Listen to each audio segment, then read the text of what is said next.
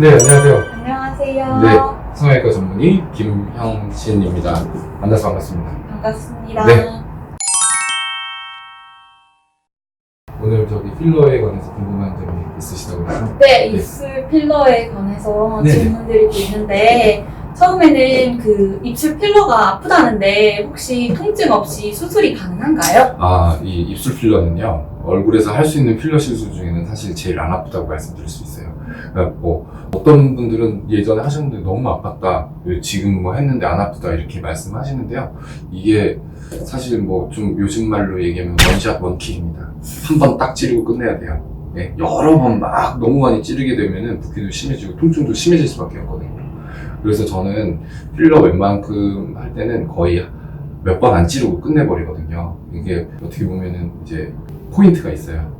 굉장히 예쁘게 나오는 그 포인트가 있어서 아프진 않아요. 그리고 왜 원샷 원킬이냐면은 사실 여러 번 찔러요, 저도. 근데 그 요즘에 나오는 필러에는요, 리도케인이라는 마취약 성분이 포함되어 있어서고요, 통증을 굉장히 줄여주거든요. 그래서 필러를 맞으시게 되더라도 이 필러가 안에 마취약이 조금 함유가 되어 있기 때문에 다음번 같은 위치를 맞을 때에는, 그러니까 한번 찌르고 그 근처를 찌를 때 마취가 되니까, 물론 여기 찌르면 아프겠죠, 당연히. 근데 한번 찌르고 이제 어느 정도 모양 만들고 나서 아주 미세하게 몇 번만 터치해주면은 전혀 불편함 없이 안 아프게 하실 수 있어요. 그리고 어떤 분들은 마취크림 바르시냐고 말씀하시는데, 저 마취크림은 못 바르죠. 저는 좀 안쪽 점막에다 하는 편이거든요. 그리고 점막이 좀 덜 아프잖아요, 이 겉에 피부보다는. 그러니까 마취크림은 죄송한데 못 발라드리는 거는 네, 그렇고요. 그렇게 아프진 않으세요. 아랫입술은 근데 조금 아파요. 네, 밑입술에 비해서. 왜냐면은 밑입 꼬리 같은 경우에는 보통 한 포인트씩 이렇게 놔서 끝내버리는데, 아랫입술 할 때는 좀 많이 놓거든요. 한 6포인트 정도 주사를 해요. 저 같은 경우는 아랫입술은 조금 아프다고 말씀드릴게요. 네. 그러니까 주사가 많으니까 그만큼 많이 아프다는. 네, 그렇죠. 그러니까 근데 요즘에는 마취약 성분이 들어간 필러가 많이 보편화되어 있기 때문에 네, 큰 불편함 없이 시술을 받으실 수가 있겠습니다. 그리고 다음 질문 드리려고 하는데, 혹시 입술이 너무 얇은 상태에서 필러를 맞게 되면은 혹시 부자연스러워질 수가 있나요? 저는요, 그 입술이 얇은 상태에서는 일단은 많이 넣지 않는 게 제일 좋다고 생각을 해요. 그러니까 입술이 얇은 거 자체가 그렇게 타고나셨으면은 너무 이제 그걸 키우려고 하다 보면요, 이게 어떻게 보면은 그 점액성 물질이기 때문에 이렇게 넣고 났을 때 너무 또 입술 얇은 분한테 많이 넣으면은 어색하거든요. 그러니까 얇은 입술은 원래 갖고 있다는 그 얇은 거를 절대 머릿속에 잊지 말고 시술자가 조금씩 놔드리는 게 좋고요. 물론 얇은 입술을 좀 크게 만들시고 싶으시면 이것도 마찬가지로 여러 차례에 걸쳐서 여러 번 시간을 두고 텀을 두고 수술을 받으시는 게 좋아요. 그리고 입술이 넓은데 필러를 맞으면 부자연스럽다, 이거보다는 입 구조가 있어요. 그러니까 구강 구조가 약간 귀족이, 아까 제가 말씀드린 것 중에서 혹시 기억이 나시나요? 지방이식을 할 때 여기가 정말 핵심 포인트라고 제가 말씀드렸잖아요. 근데 어떤 분들이 귀족이 되게 깊거든요. 귀족이 깊으면은 입이 약간 돌출될 거예요. 이런 경우에 만약 필러를 좀 많이 놓게 되면은 입술이 오리 입술처럼 이렇게 돼 보이는 좀 그런 느낌이 나거든요. 근데 지금 같은 케이스에서는 귀족의 볼륨감이 괜찮으시고 전혀 입이 돌출된 느낌이 아니시기 때문에 네. 이렇게 필러를 어느 정도 적절하게 맞으시더라도 오리 입처럼 보일 느낌은 아니신 것 같아요. 지금 같은 케이스에서는. 네, 그렇게 좀 설명드릴게요. 혹시 제가 입술에 주름이 많은 편인데 네. 필러로 개선이 가능할까요? 입술 주름 별로 없으시네. 근데 이 질문 되게 많이 하시는데요. 이거 생각해 보시게, 우리가 아코디언이라는 거 있잖아요. 이렇게 하는 뭐 이쪽 피아노 건반처럼 이렇게 있고 오른쪽에 코드 눌러서 이렇게 바람 나서 하는. 근데 입술도 가만히 보면은 그 아코디언처럼 이렇게 주름이 되게 많아요. 근데 저는요, 일단 필러로 주름을 핀다라고 생각하는 거는 마찬가지로 지방처럼 반대, 동의하지 않아요. 필러를 정말 많이 만지시면요, 주름이 펴지긴 하겠죠. 근데 입술에 주름이 많으신 분이 그 주름이 펴질 만큼 필러를 입술에 많이 만든다는 거는 거의 입술을 이만하게 만드는다는 뜻이 되거든요.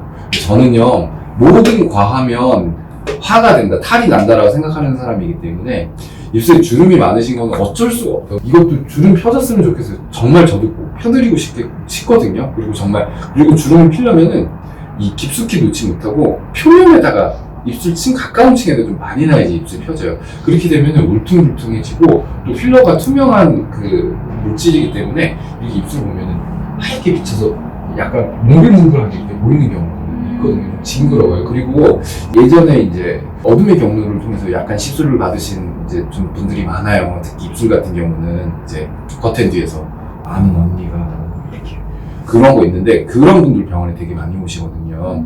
근데 그런 분들의 특징 자체가 주름을 필려고 그런 것들도 많아요. 그러니까 이만해져서 오세요. 이만해져서 오고 그리고 또 그 주름 자체가 뭐 FDA 승인을 받거나 안전한 물질이 아니고 뭐 공업용 실리콘을 쓴다든지 파라핀을 쓴다든지 이런 굉장히 위험한 물질 쓰기 때문에 그런 거는 절대로 시술을 받으시면 안 되고요. 그리고 이제 그런 것들은 외과적 입을 절개를 해서 제거를 하는 방법밖에 없어요. 그러니까 그런 이 상황을 만들지 않으시는 게 좋겠습니다. 네.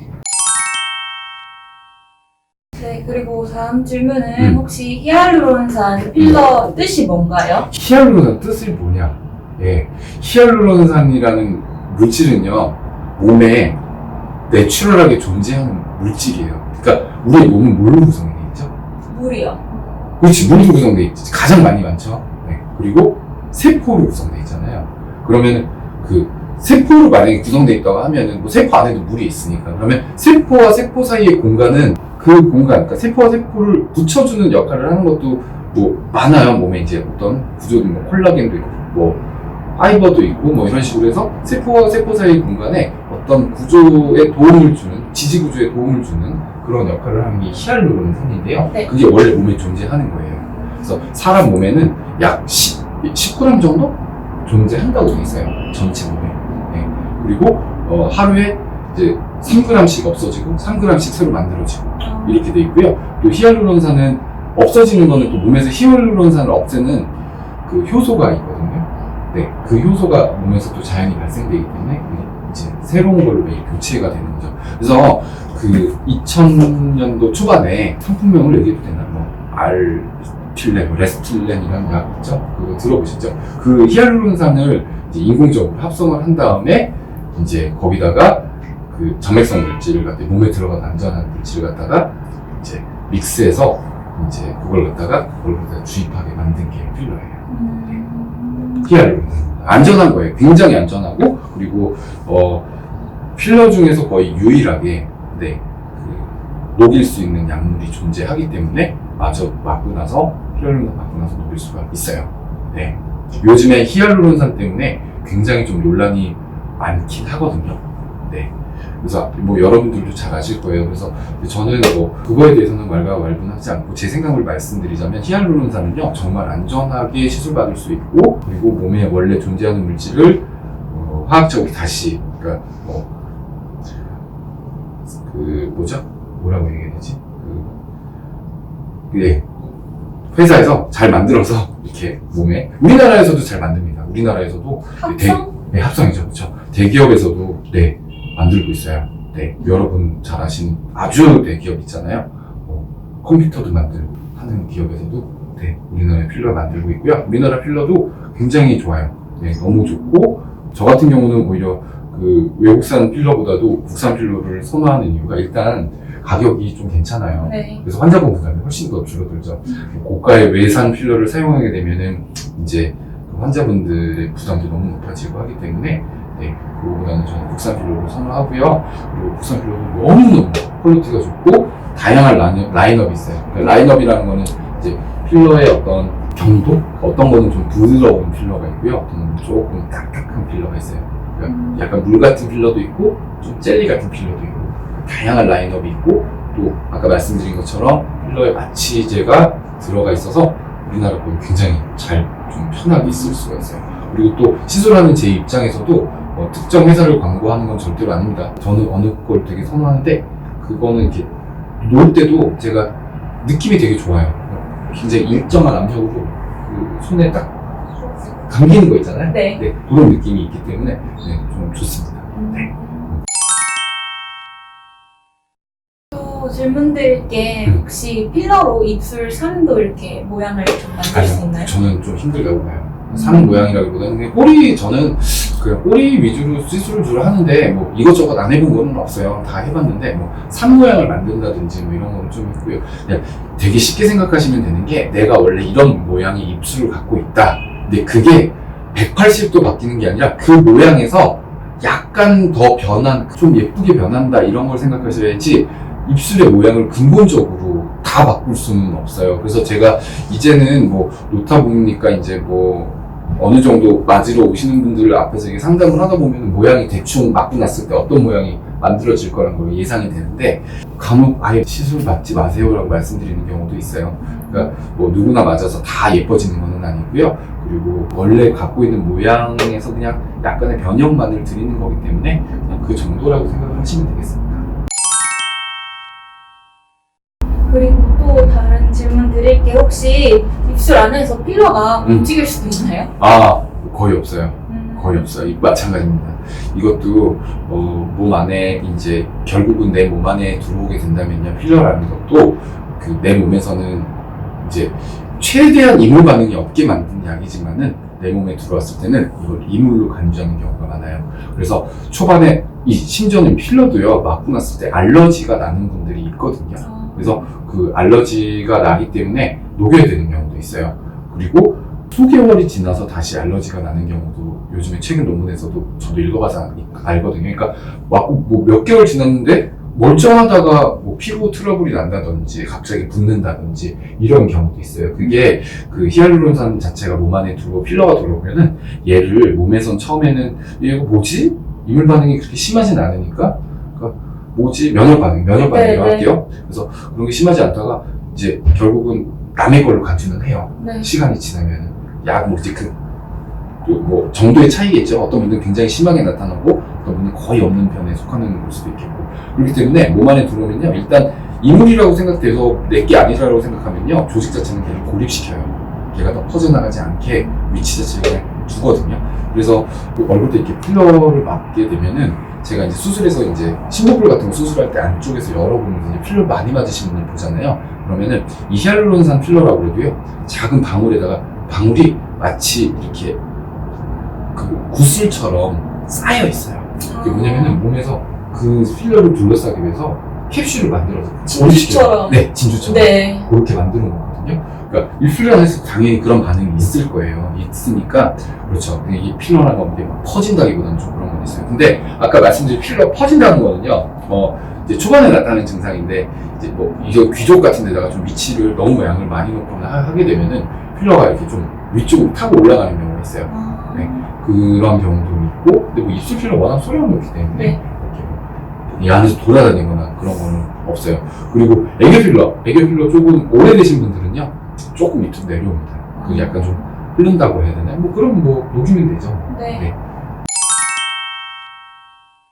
그 녹이는 거에 대해서 또 질문 드리려고 했거든요. 혹시 필러를 녹일 수 있는 방법이 있나요? 네, 녹일 수 있는 방법도 있죠. 아까 말씀드린 이 히알루론산 제제에 대한 제제로 만들어진 필러들은 H라제라는 그런 어떤 효소가 있어요. 그러니까 몸에서 그것도 만들어진 물질인데요. 그걸 이제 또 합성을 해서 만들어 놓은 게 있는데 그 히알루론산 녹이는 뭐 해독제 녹이 말하자면 완전 물로 돼요. 녹는 순간 거의 뭐 며칠 지나면 녹아요. 근데 뭐 다 안 녹을 수도 있거든요.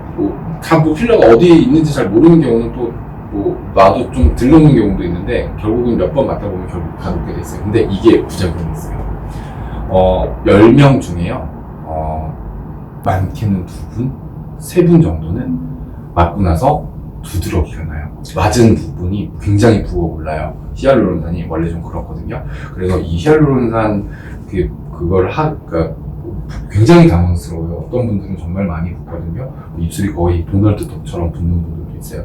그래서 그런 부작용들을 최소화하기 위해서는요. 저희 병원에서는 보통 이제 이거 광고 아닙니다. 의학 정보예요. 그러니까 다른 분들도 이렇게 좀 하셨으면 좋겠어요. 그 피부에다가 스킨 테스트를 좀 해요. 아주 소량의 히알루론산 녹이는 약물을 갖다가 피부에다가 약간 주사를 해봐요. 머리 염색약도 그렇죠, 테스트하고. 그렇지. 그런 것처럼 테스트를 해보거든요. 그래서 만약에 이게 올라온다. 근데 안 녹일 수는 없는 상황이 돼버리면요. 저희는 부드러움이라든지 혹은 가려운 느낌이라든지 붓기를 좀 최소화하기 위해서 만약에 양성 반응이 나타나신 분들 빨갛게 이제 여기다 주사를 이렇게 빨갛게 목이 물린 것처럼 금방 한 15분이면 나타나거든요. 이제 그래서 그런 분들한테는 녹이는 주사를 놓기 전에 다른 종류의 그런 주사라든지 가려움이라든지 항히스타민 주사라든지 약한 스테로이드 주사를 좀 놔서 그런 반응들이 좀 덜하게 그렇게 해드리고요. 그리고 또 너무 심한 경우에는 약도 한 며칠 처방해드리는 경우도 있어요. 근데 대부분 그런 이제 이렇게 붓는 것도요. 하루 이틀이면 다 좋아지세요. 주사 하시면. 네, 여러분 건강 조심하시고요. 독감 증상 혹시 열나고 뭐 으슬으슬하고 하시면 꼭 병원 가셔서 네, 검사 받으시고 네, 약 드시기 바랍니다. 네. 새해 복 많이 받으세요. 복 많이 받으세요. 네, 감사합니다. 감사합니다.